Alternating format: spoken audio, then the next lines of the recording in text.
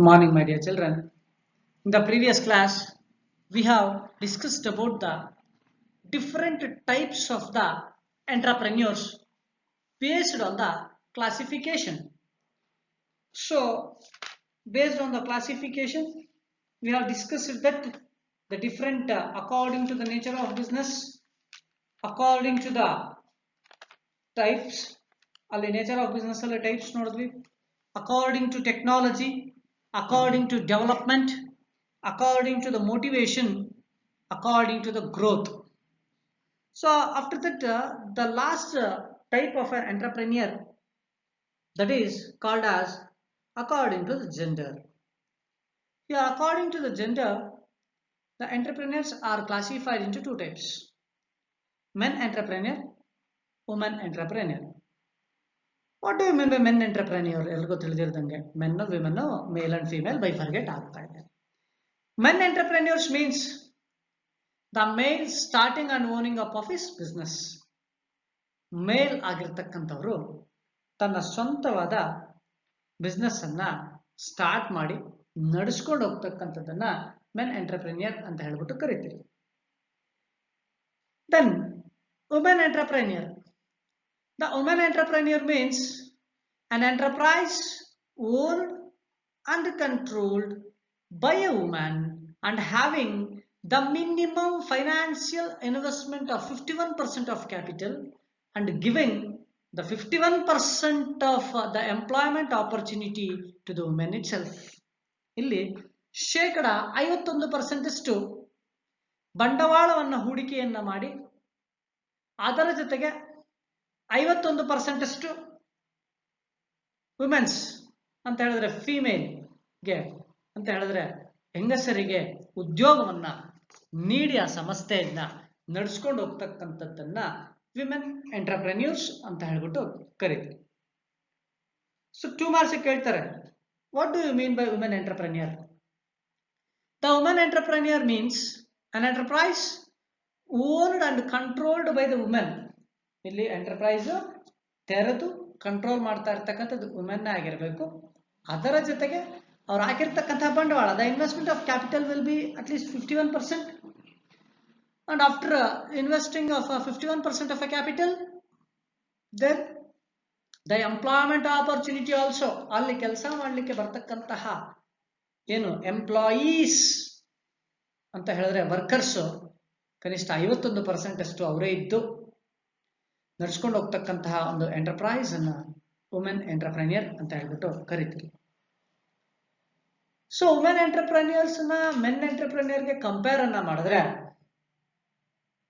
Government facilities ಕೊಡ್ತಾ ಇದೆ, subsidies ಕೊಡ್ತಾ ಇದೆ, ಹೆಚ್ಚಿನ ಪ್ರಾಮುಖ್ಯತೆಯನ್ನ ನೀಡ್ತಾ ಇದೆ, ವುಮೆನ್ ಅನ್ನ ಪ್ರೋತ್ಸಾಹ ಮಾಡಿ ಸ್ವಯಂ ಉದ್ಯೋಗಕ್ಕಾಗಿರ್ಬೋದು ಅಥವಾ ಒಂದಷ್ಟು ಜನಕ್ಕೆ ಉದ್ಯೋಗ ಕಲ್ಪಿಸ್ಲಿಕ್ಕಾಗಿರ್ಬೋದು, ತನ್ನ ಸ್ವಂತವಾದ ಕೈಗಾರಿಕೆಗಳು ಅಥವಾ ಒಂದು ಆರ್ಗನೈಸೇಷನ್ ಅನ್ನ ಸ್ಥಾಪನೆ ಮಾಡಲಿಕ್ಕೆ ಕೊಡ್ತಾ ಇದೆ ಆದ್ಯತೆಯನ್ನು. ಆದರೆ in a society, the woman is facing some of the problems. ಇಲ್ಲಿ ವುಮೆನ್ ಅಂತಕ್ಕಂಥವರು ಒಂದು ಎಂಟರ್ಪ್ರೈಸ್ ಅನ್ನ ನಡೆಸಲಿಕ್ಕೆ ಹೆಚ್ಚು ಪ್ರಾಬ್ಲಮ್ಸ್ ಅನ್ನ ಅನುಭವಿಸ್ತಾ ಇದ್ದಾರೆ. ಅವು ಯಾವ ರೀತಿಯಾದಂತಹ problems? So here we cannot able to compare all the women are rich and all the women are getting a chances to open a business ಅಂತ ಹೇಳಿ ನಾವು ಅನ್ಕೊಳ್ಳಿಕ್ಕೆ ಸಾಧ್ಯನೇ ಇಲ್ಲ ಕಣ್ರು. ಬಟ್ ಆದ್ರೆ ಇಲ್ಲಿ ಕೆಲವು ಪ್ರಾಬ್ಲಮ್ಸ್ ಅನ್ನ ಗಮನಿಸ್ತಾ ಹೋದಾಗ ಸ್ಟಾರ್ಟ್ ಅಪ್ ಡ್ಯೂ ಟು ಅಥವಾ start up problem due to lack of finance. So as a women entrepreneurs, they are having a lack of financial problem. ಯಾವ ರೀತಿ ಸರ್ ಎಲ್ಲ ಈಗ ನಾವು ವುಮೆನ್ ಎಂಟರ್ಪ್ರೆನ್ಯೂರ್ ಆಗಿ ಎಂಟರ್ಪ್ರೈಸ್ ಅನ್ನ ನಡೆಸ್ತಾ ಇರ್ತಕ್ಕಂಥ ಮಹಿಳೆಯರು ತೀರಾ ಕಡಿಮೆ. ಉದಾಹರಣೆ, ನಾವು ಇನ್ಫೋಸಿಸ್ ಅನ್ನ ಒಂದು ಫೌಂಡರ್ ಅಥವಾ ಅದರ ಒಂದು ಸಿಇಒ ಆಗಿ ನಾವು ನಾರಾಯಣ ಮೂರ್ತಿ ಮತ್ತೆ ಸುಧಾಮೂರ್ತಿ ಮೇಡಮ್ ಅವ್ರನ್ನ ತಗೋಬಹುದು. ಸುಧಾಮೂರ್ತಿ ಮೇಡಮ್ ತರ ಎಷ್ಟು ಜನ ಇದ್ದಾರೆ ಅಲ್ವೇ? ಸೊ ಇಲ್ಲಿ ನಾವು ಯಾವುದೇ ಒಬ್ಬ ಹೆಣ್ಣು ಮಗು ತನ್ನ ಸ್ವಂತವಾದ ಬಿಸ್ನೆಸ್ ಅನ್ನ ಸ್ಥಾಪನೆಯನ್ನ ಮಾಡಬೇಕಾದ್ರೆ ಇಲ್ಲಿ ಲ್ಯಾಕ್ ಅಂತ ಹೇಳಿದ್ರೆ ಜಾಸ್ತಿ ಅಲ್ಲ, ಶಾರ್ಟೇಜ್ ಅಥವಾ ಡಿಫಿಷಿಯನ್ಸಿ ಅಂತ ಅರ್ಥ. ಲ್ಯಾಕ್ ಆಫ್ ಫೈನಾನ್ಸ್ ಬಂಡವಾಳದ ಕೊರತೆ ಅಂತಕ್ಕಂಥದ್ದು ಜಾಸ್ತಿ. ಆ ಬಂಡವಾಳದ ಕೊರತೆ ಅಂತಕ್ಕಂಥದ್ದು ಇರೋದ್ರಿಂದ ಏನಾಗ್ತಾ ಇದೆ, ಇಲ್ಲಿ ಬಿಸ್ನೆಸ್ ಅಂತಕ್ಕಂಥದ್ದು ವಿಮೆನ್ಸ್ ನಡೆಸಲಿಕ್ಕೆ ಆಗ್ತಾ ಇಲ್ಲ. So after the financial problem is common for the women's, the next called as a working capital management problem. So you are having differences between fixed capital and working capital. Fixed capital anta ಹೇಳಿದ್ರೆ the amount which is invested on the fixed assets of a company. The working capital anta ತಗೊಂಡಾಗ the capital which is used for the day-to-day expenses of the business. ಸರಿ, business ಅನ್ನ ತೆರೆದಿದ್ದಾರೆ, ಅವರು initial investment ಹಾಕಿದ್ದಾರೆ. In ಫ್ಯೂಚರ್ಗೆ women ಆಗಿ working capital ಅನ್ನ manage ಮಾಡ್ತಕ್ಕಂತಹ ಪ್ರಾಬ್ಲಮ್ ಸಹ ಅರೈಸ್ ಆಗುತ್ತೆ. So day to day expenses ಅನ್ನ ಮೀಟ್ ಮಾಡ್ತಕ್ಕಂಥದ್ದು, ಅದರಲ್ಲಿ ನಿಮ್ಗೆ ಅಕೌಂಟ್ಸ್ ಅಲ್ಲಿ ತಿಳ್ಕೊಂಡಿರ್ತೀರ, ಮಿಸ್ಲೇನಿಯಸ್ ಎಕ್ಸ್ಪೆನ್ಸಸ್ ಆಗಿರ್ಬೋದು, ಅದರ್ ಎಕ್ಸ್ಪೆನ್ಸಸ್ ಅಲ್ವಾ. ಸೊ ಅದರ್ ಎಕ್ಸ್ಪೆನ್ಸಸ್ ಎಲ್ಲವೂ ಸಹ ಟ್ರೀಟ್ ಅನ್ನ ಅಥವಾ ಅಲ್ಲಿ ಹೂಡಿಕೆಯನ್ನ ಮಾಡ್ಕೊಂಡು ನಡ್ಸ್ಕೊಂಡು ಹೋಗ್ಲಿಕ್ಕೆ ತೊಂದರೆಯನ್ನ ಅನುಭವಿಸ್ತಾರೆ women. So after that the lack of working skill. So nowadays it is quite good that all the females are more having a talented, that they are having a boldness, ಧೈರ್ಯನೂ ಇದೆ, ಟ್ಯಾಲೆಂಟ್ ಇದೆ, ಕೆಲಸಕ್ಕೆ ಬರ್ತಿದ್ದಾರೆ. But compare ಅನ್ನ ಮಾಡಿದಾಗ the working skill compare to the men, the women may be quite less, ಕಡಿಮೆ ಇರುತ್ತೆ. and they can't able to work hours together as compared to the men, because maybe feeding mothers irtare, ಅಥವಾ they will be more having a responsibility. They should work with the 8 hours and they will move to the home, take responsibility of their child or children's, whoever it might be, who are dependent on them. Dependencies ಜಾಸ್ತಿ. So ಅವಾಗ ಏನಾಗುತ್ತೆ, working tension ತಗೊಂಡು skill ಅನ್ನು applicable ಮಾಡಿ, knowledge ಅನ್ನು applicable ಮಾಡಿ ಹೆಚ್ಚು hours work ಮಾಡ್ತಕ್ಕಂಥದ್ದು ಸಹ ಪ್ರಾಬ್ಲಮ್ ಆಗಿ ಕ್ರಿಯೇಟ್ ಆಗುತ್ತೆ ವುಮೆನ್ದು.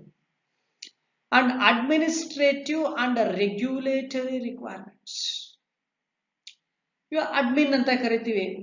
She should take a more responsibility to look after the whole and soul of a enterprise. ಪೂರ್ತಿ ಈಗ 10 ಡಿಪಾರ್ಟ್ಮೆಂಟ್ ಇದೆ, 10 ಡಿಪಾರ್ಟ್ಮೆಂಟ್ ಅನ್ನ ಜವಾಬ್ದಾರಿ ವಹಿಸ್ಕೋಬೇಕು ಅಡ್ಮಿನಿಸ್ಟ್ರೇಷನ್.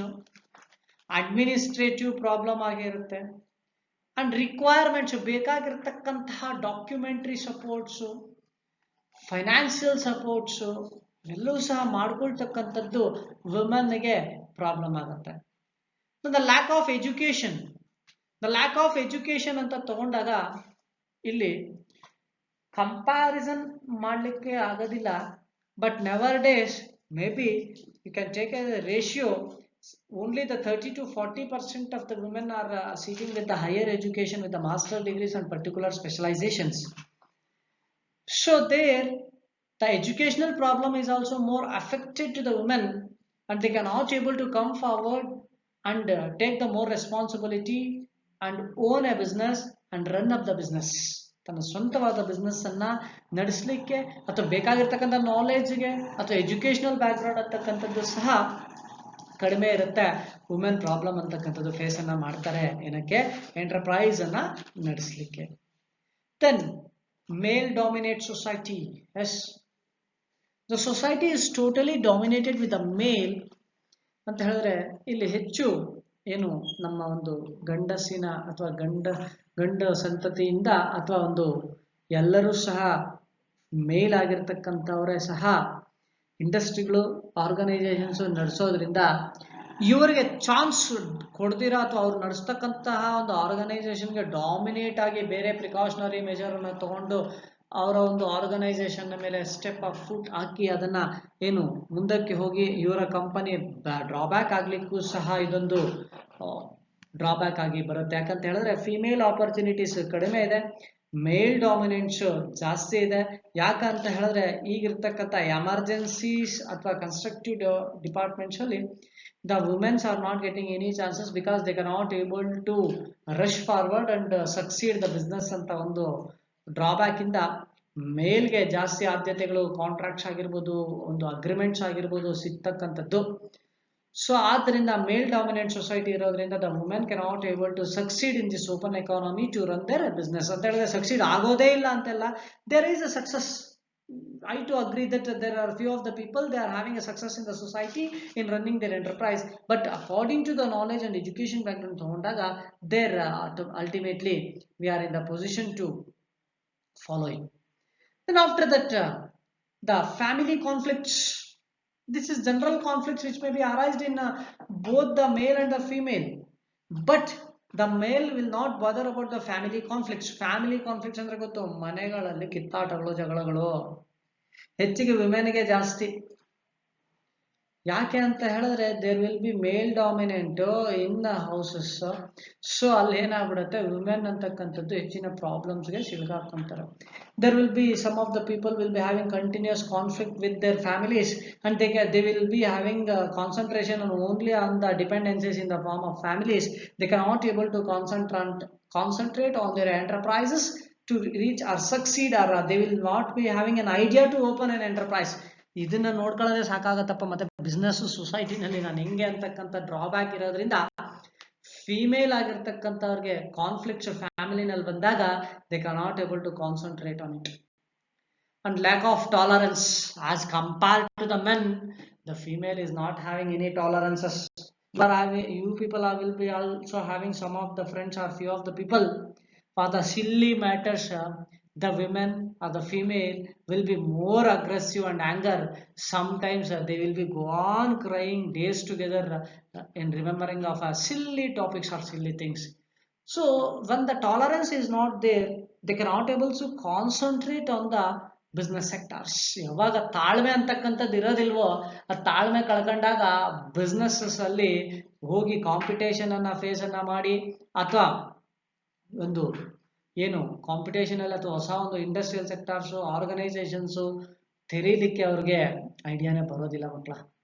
ಸೊ ಈ ರೀತಿ ಹಲವಾರು ಪ್ರಾಬ್ಲಮ್ಸ್ ಸೊಸೈಟಿನಲ್ಲಿ ವಿಮೆನ್ ಅಂತಕ್ಕಂಥದ್ದು ಏನ್ ಮಾಡ್ತಾರೆ, ಅನುಭವಿಸ್ತಾರೆ.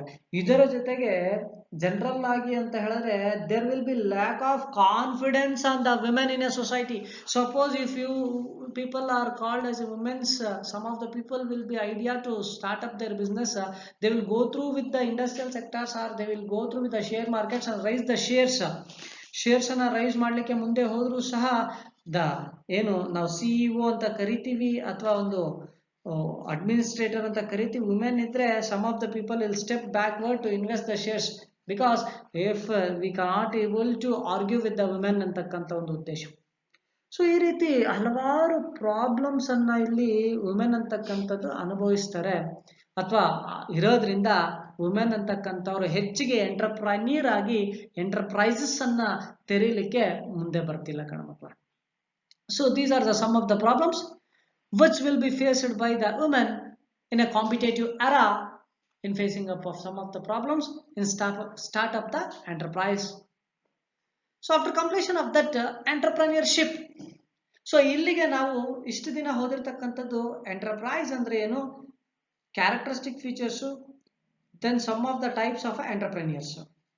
ಈಗ entrepreneurship part B of the chapter entrepreneurship. So ಇಲ್ಲಿ ನಿಮಗೆ ಎಂಟರ್ಪ್ರೆನ್ಯೂರ್ಶಿಪ್ ಅಲ್ಲಿ ಫ್ಯಾಕ್ಟರ್ಸ್ ಬರ್ತವೆ, ಮೀನಿಂಗ್ ಬರುತ್ತೆ, then differences between entrepreneur and the entrepreneurship ಬರ್ತದೆ. ಸೊ ದ ಎಂಟರ್ಪ್ರೆನ್ಯೂರ್ಶಿಪ್ ಅಂದ್ರೆ ಏನು?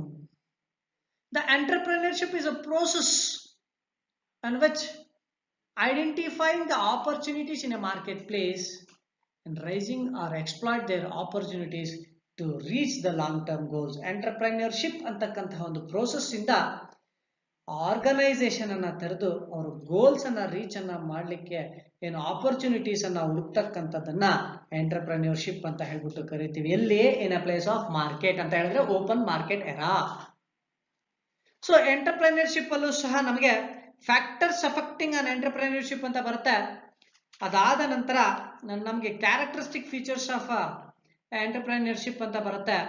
ಸೊ ಅದೆರಡು ಮುಗಿಸಿದ್ರೆ ನಾವುಗಳು ನೆಕ್ಸ್ಟ್ ನಾವು ಹೋಗ್ತೀವಿ SSI ಅಂತ second chapter. Before going to that we can conclude with the factors affecting on entrepreneurship and the next called as the characteristic features of entrepreneurship. ಎರಡೇ topic ಇರೋದು ಇದರಲ್ಲಿ.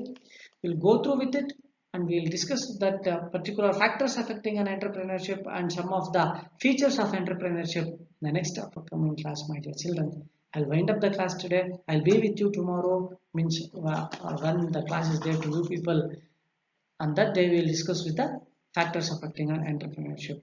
Thank you. If you find any doubts, contact me. I will be here to clarify your doubts, my dear children. Thank you.